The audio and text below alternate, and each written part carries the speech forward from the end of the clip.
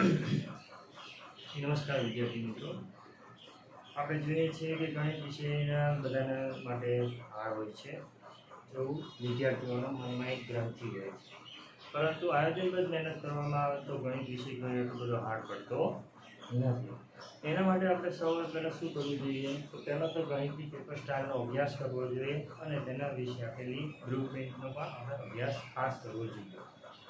તો સૌપ્રથમ આપણે પહેલાં તો આજે હું તમને ગણિતની પેપર સ્ટાઇલ અને ગણિતની બ્લુપ્રિન્ટ વિશે થોડી માહિતી આપીશ, જે ધ્યાનથી સાંભળજો.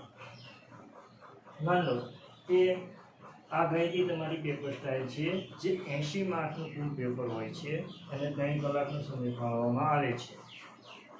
હવે 3 કલાકના સમયની અંદર તમને પ્રશ્નપત્ર જ્યારે આપે તેની અંદર section A, section B, section C અને સેક્શન ડી એવી રીતે 4 વિભાગ હોય છે. 4 વિભાગના અંદર પહેલો વિભાગ હેતુલક્ષી પ્રશ્ન.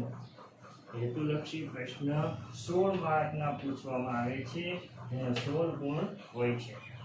16 ગુણની અંદર તમને કેવા પ્રકારના પ્રશ્નો પૂછવામાં આવે છે? જો કે ખાલી જગ્યા 4 ખાલી જગ્યા પૂછાશે, 4 ખરા ખોટા પૂછાશે, 4 ટૂંકા દાખલા અને 4 MCQ પૂછવામાં આવશે. આ તમારો સેક્શન એ બનશે.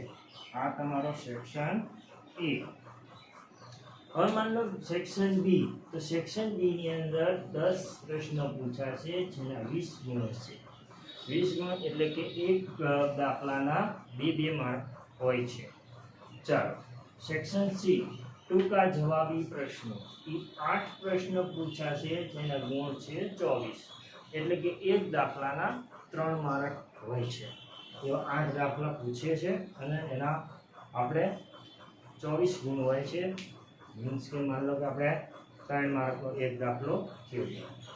ડી વિભાગની અંદર લાંબા પ્રશ્ન 5 પ્રશ્ન પૂછાશે અને જેના 4 ગુણ હશે, એટલે 20 ગુણ હોય છે. કુલ ટોટલ ગુણ 20. હવે માન લો કે એક પ્રશ્નના 4 માર્ક્સ થયા, તો એક પ્રશ્નના 4 માર્ક્સ એટલે કે મોટા પ્રશ્ન. અને મીન્સ માન લો કે હવે 4 માર્ક્સનો એક દાખલો એટલે કેવા પ્રકારના 5 દાખલા પૂછાશે? તો કે એક પ્રમેય,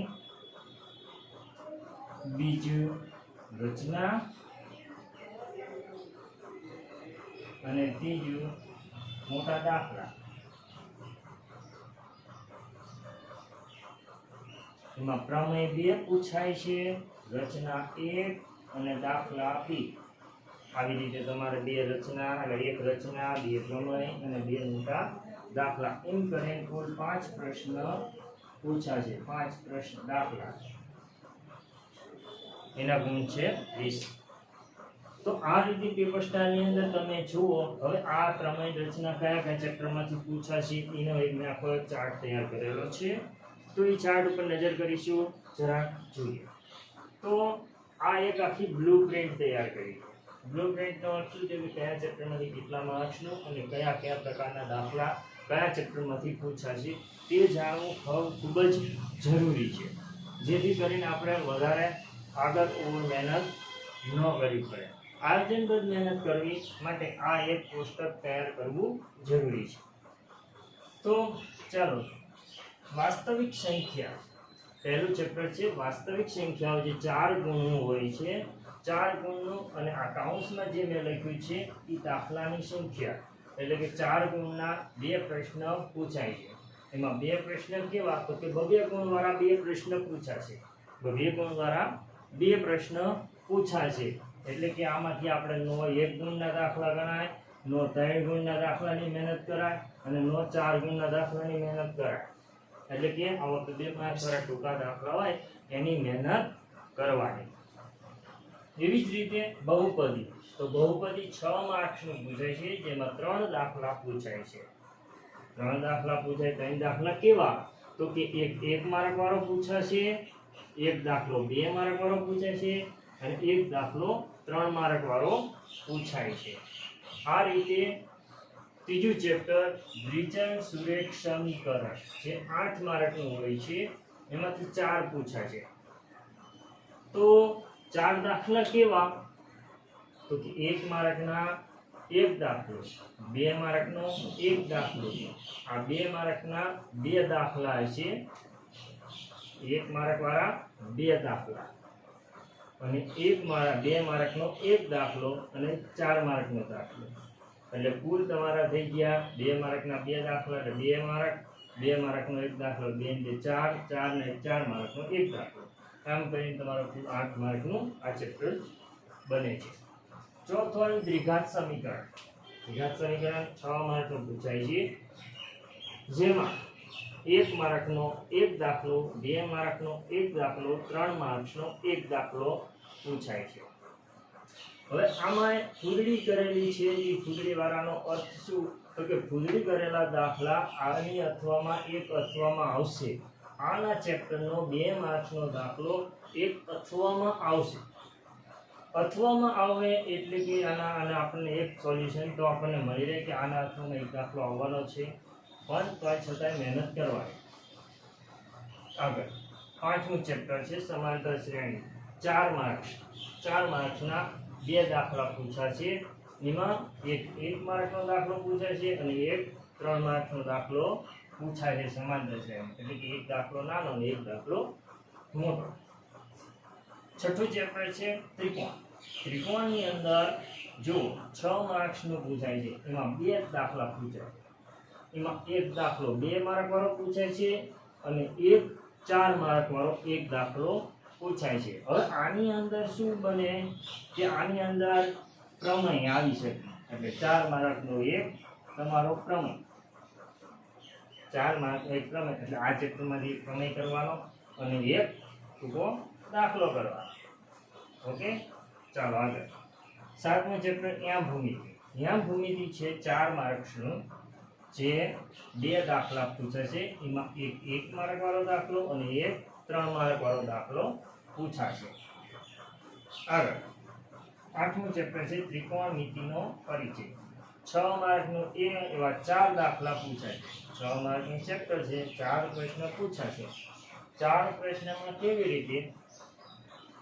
તો કે 1 માર્કના 2 દાખલા, 1 માર્કના 2 દાખલા અને 2 માર્ક્સના 2 દાખલા.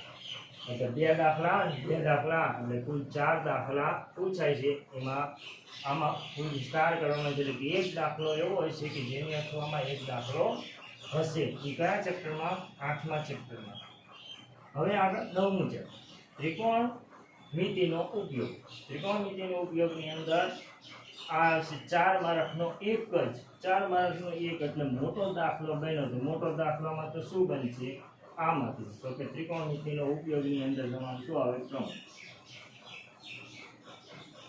એટલે આ 2 ચેપ્ટરમાંથી તમારે શું કરવાનું રહે? પ્રમેય. ચાલો આગળ. હવે 10મું વર્તુળ. તો કે વર્તુળ સંબંધીમાં શું છે? 6 માર્કનો એવા 3 દાખલા પૂછાશે. એમાં 1 માર્ક વાળો, 2 માર્ક વાળો, 3 માર્ક વાળો એક દાખલો પૂછાશે. હવે એમાં 4 માર્કના દાખલા નથી. આગળ 11મું ચેપ્ટર રચના. તો રચના તો એક જ છે, 4 માર્કની એક રચના. એટલે આમાં તમારે આવશે રચના. એટલે આમાંથી તમારે રચના એક કરવાની. ફાઇનલ. બીજું 12મું પ્રકરણ વર્તુળ સંબંધિત ક્ષેત્રફળ. તો વર્તુળ સંબંધિત ક્ષેત્રફળ 4 માર્કનું છે. એમાંથી 2 દાખલા પૂછાય છે. એક 1 માર્ક વાળો અને એક 3 માર્ક વાળો દાખલો પૂછાશે. તો આગળ 13મું ચેપ્ટર છે પૃષ્ઠફળ અને ઘનફળ. આ 8 માર્કનું ચેપ્ટર છે. 8 માર્કના ચેપ્ટરની અંદર એક દાખલો 1 માર્કનો, એક દાખલો 3 માર્કનો અને એક દાખલો 4 માર્કનો. એટલે 4 માર્કનો હોય એટલે કીમાં આવે? તો કે સેક્શન ડી.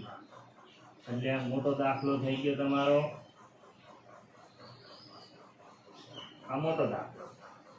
એટલે તમારે આ ચેપ્ટરમાંથી પણ સેક્શન ડી ને લગતી મહેનત કરવાની. આગળ 14મું ચેપ્ટર છે આંકડાશાસ્ત્ર. આંકડાશાસ્ત્રની અંદર 6 માર્ક્સના 3 દાખલા પૂછાય છે.